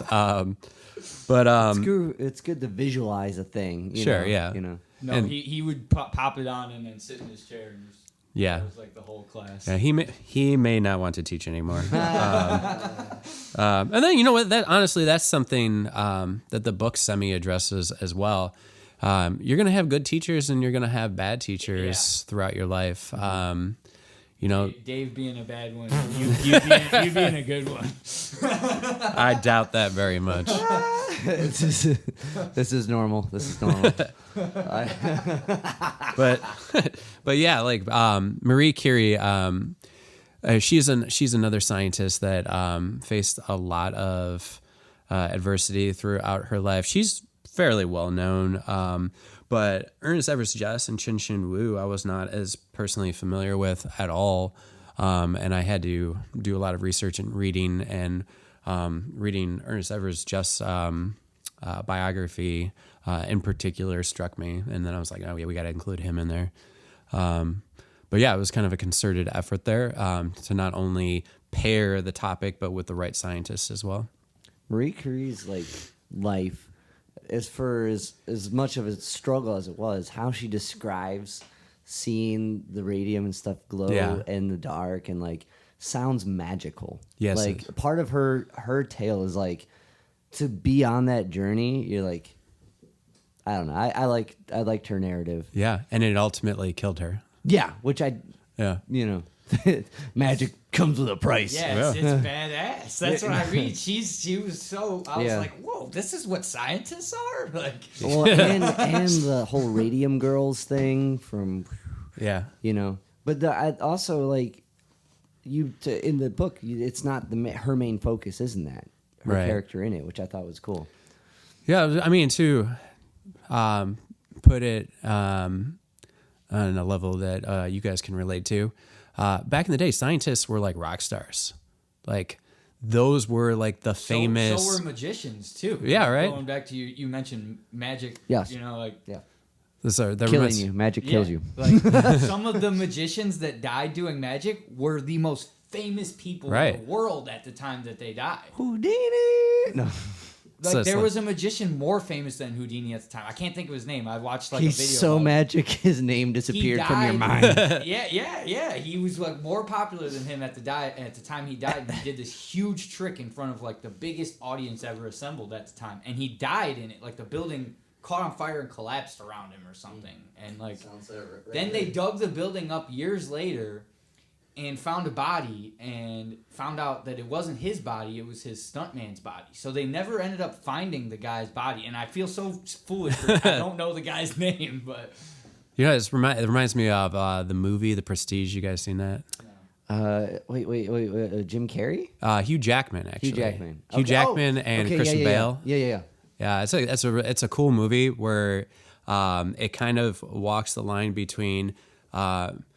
magical performance, like they're magicians, but then also science, because there's a characterization of Nikola Tesla in the movie, and Hugh Jackman's character tries to incorporate some of the science. It's not real science, but the science that depicted in the movie into his act at a very great cost to him. I haven't seen the movie in a while, but I remember enjoying it a lot. So maybe one for you guys to check out. I think I was thinking The Majestic with Jim Carrey. It was about a theater. It's about yeah. I was like, wait, what? Anyway, but you were about to say like, so these scientists kind of being like these big public figures, and then we tangent. Yeah. What was the thought you were going to finish on that? I was just thinking along the lines of science used to be, and scientists used to be, I think, much more revered than they are perhaps today. Yeah. And I think we've lost something along the way, where now sometimes scientists are completely discounted, and again, people fundamentally don't understand the scientific process. So I think maybe we could recapture that in some way. Yeah. Well, I think doing what you're doing now and sharing these narrative that is discovering the meaning of our existence and trying to understand where we are and who we are, and that excitement, that magic, that's going to bring that thinking and that kind of appreciation for that thinking back. I hope so.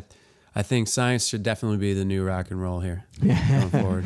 Which is why the three of us are gonna write an album called "The New Rock and Roll." E equals MC squared. That's good. No, E equals MC5.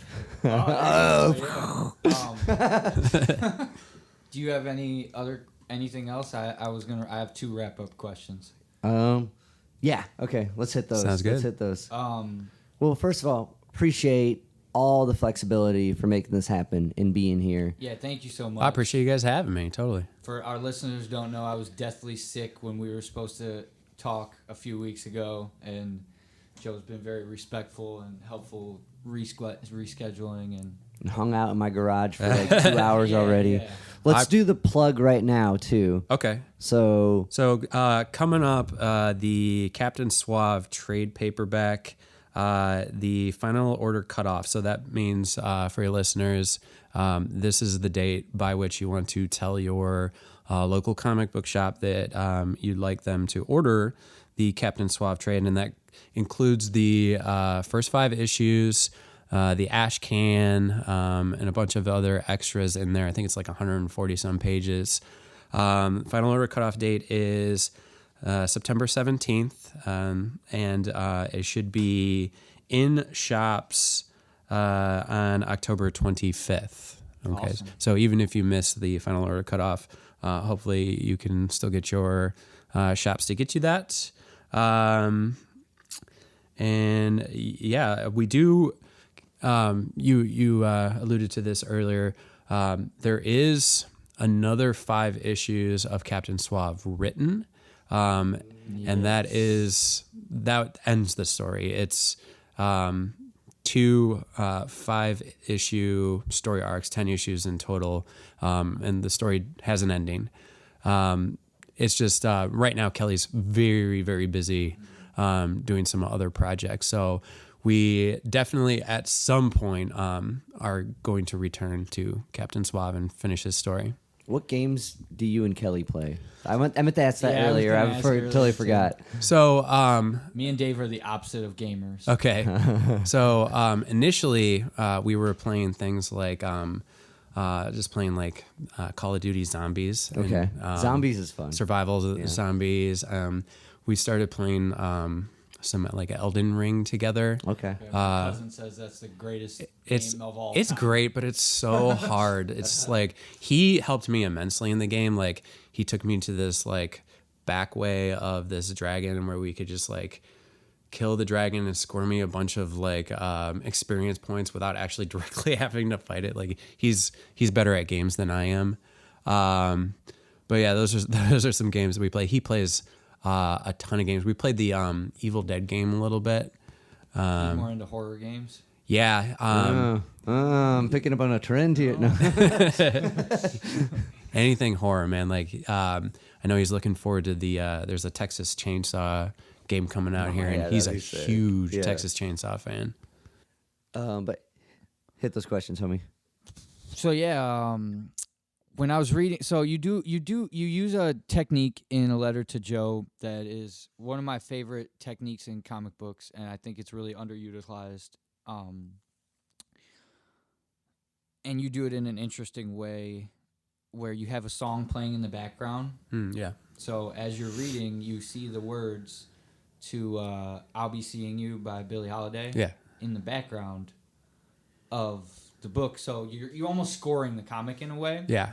And a lot of writers do this. There's different ways to do it. The way you did it almost seemed like you were trying to have that song play throughout the whole book. Yeah.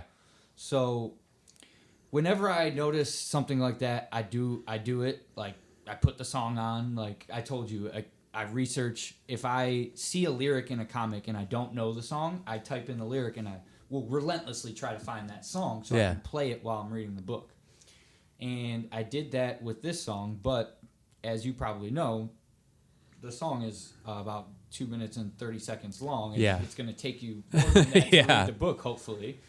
So So you're just yeah, the pages. so I put the song on, I'm reading the book and then I turn the song off. I told you I read my books in my van at work, and when I'm reading, If we haven't hit that, You are point really home, trying to get fired.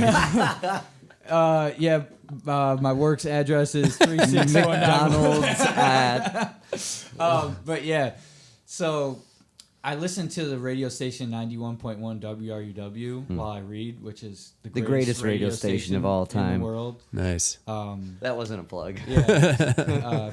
More music, fewer hits. But anyways, while I was reading A Letter to Joe, I had the Billie Holiday song on. I turned it off and I turned the radio on, and they actually had I don't know if you ever listened to the station, but they do like hourly shows. Some shows are more than an hour. Mainly they're an hour. Each show is unique and really cool. Yeah, really well so done. I turned it on, and the show that happened to be on at the time was a 1940s show. No way. Yeah, they were playing 1940s music as I'm reading this book. Don't tell me that song came on. No. Okay. No, but I was about to get scared or something. no, but like I'm saying, that lended to me not wanting to go into work. 'Cause I'm like, they're playing 40s music. I'm reading this 40s book. I gotta keep. Anyways, I took the Billie Holiday song and I took a few songs from that.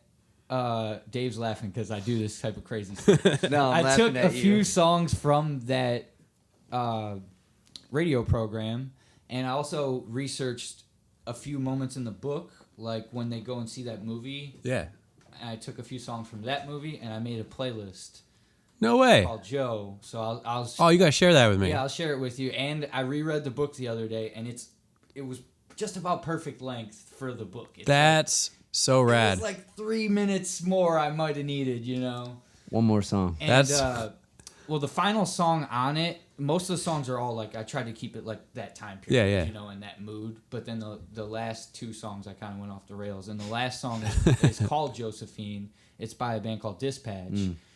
And a band that Dave showed me when we were really young, one of the first bands Dave got me into. I can't read the word. This song is so beautiful. I can't read the name Josephine without hearing Yeah. Josephine. Josephine. So that song plus all the 40 stuff, I was like, I gotta make a playlist for this book.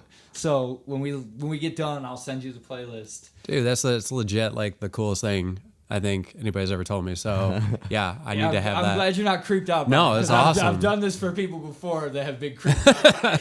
I'm a playlist guy. Like I live. No, everything yeah. I do is through music. So. I'm gonna have to definitely share that with Kelly too. He'll love that. Cool, yeah. I'd like to have Kelly on sometime. That'd I be got sweet. his card. I just never got around to emailing him. Oh yeah, I'm sure he'd love to.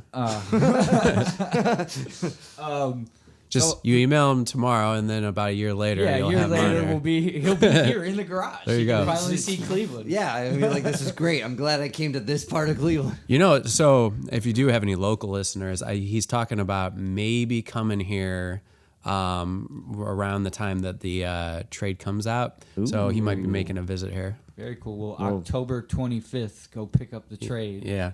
And then Then come whatever day see Kelly us sometime. comes, Yeah. you could come meet him. I'll definitely. So if again, this is all very tentative, but should he come visit here, we'll either try to correspond it with a local show or definitely. I know Superscript in be Lakewood. sweet. Those guys are awesome. Those guys are awesome. I'm sure we could set up something over there or Yeah, we're one of really the other blessed stores. in Cleveland to have so many great shops. You mentioned Ground Zero before Yep. we started talking. I mentioned Comics R Go, Carol and John's. There's so many Superscript and- Superscript. There's so many amazing shops around here. We're really lucky. Final question. Is this it? Dave can kind of help me out with this Oh, one. yeah. This 'cause one- I didn't. We were talking beforehand, and I didn't know as much about this as he does. All right. But so when I read Captain Suave, I was like kind of curious. There's a guy in Cleveland who dresses? I don't know. I'm not sure if you're aware of this. This may be something you don't know about, Okay. or maybe it is an inspiration thing. There's a guy who dresses up like a superhero in Cleveland. I'm not entirely sure if he's homeless. I think he is. Whenever I see him, he's on the street.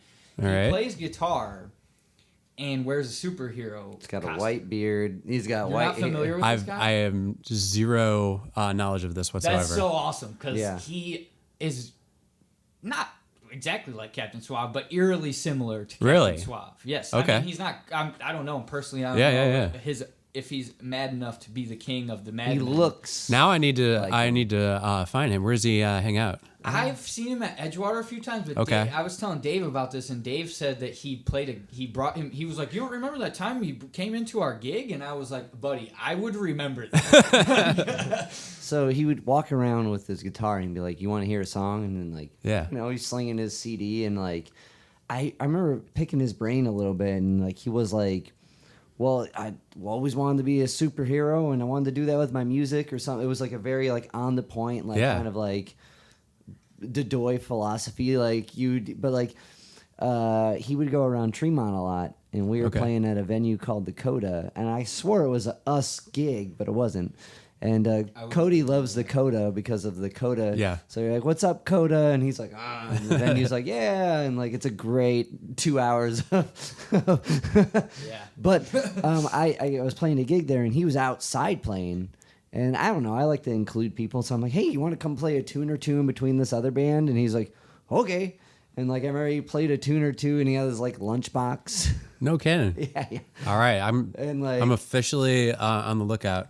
So Guitar Man is what he went by. Okay, Guitar Man. that's a solid name. Just voyage around Cleveland and be like, "Have you seen Guitar Man?" Where's Guitar I believe Man? If you I think there was a scene article written about him. Okay. Oh, okay. So maybe we can do some research. Yeah. I could be wrong. on that. The scene might have had a picture of him. So maybe the next episode, hear me out here. The next episode will be here in the garage. Us three, plus Kelly Williams, plus Guitar Man. That's a Guitar Man. Yeah, I'm into it Yeah. for sure. One last inspiration question: were you that science student? No, actually. But that science student was inspired by an actual student of mine. There's a real Trevor.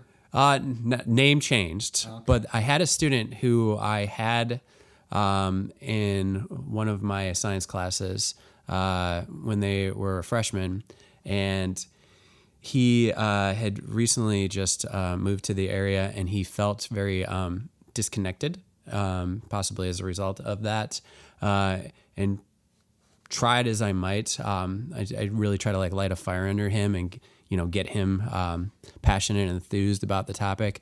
But it was a struggle because I think just moving, being in a new school, that was difficult. But what was cool was a year or two later, I got the opportunity to have him in class again, and his mindset, he was like a totally different kid, was a totally different type of student.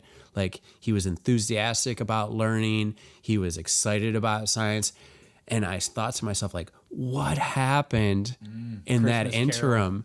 And then exactly, did he get visited by some ghosts of science? I don't know. Bit by the bug of inspiration. This is the homie here. Yes. You see him? Yes. There is some scene articles, but they wouldn't load. But that's a Channel 8 clip on the guy. That's not right on the dot, but it's pretty similar. I see it, definitely. All right, I got to meet this dude and give him some comics. Yeah. That'd be awesome. Very cool. Well, thank you so much for your time, Joe. We really appreciate you. This was so much fun. Yeah, totally. Thanks again for having me. Yeah, we'd love to have you back on. If once Arc 2 of SUAVE comes All right. out, we can talk Yeah. some more about that. And yeah, when Cody told me about your books, he was like, "Oh, there's a sick scene. Look at this dragon by the rock hall." Yeah. And then telling me about Letter of Joe and like reading through it. And me and Cody, when we get really into a book that moves us, like, "Dude, that page made me cry." I'm like, "You too, man." You know what I mean? Like, and both those stories were really touching. And as a teacher, like, it was awesome. So we really appreciate. Thank you. appreciated getting to dig into your work and you coming into my garage and hanging out and chatting with us. So Yeah. one more time, last plug. The Final order cutoff September is 17th. Let me pull it back up here. no, it's September. Yeah, September 17th. You're right. September 17th and October October 25th 25th. is the release date. There you go. Of the trade paperback for the life and death of the brave Captain SUAVE. Yes, guaranteed to be the longest title of any book you pick up that week. And the greatest book you pick up that week. Thanks. Boom. Thanks for hanging, man.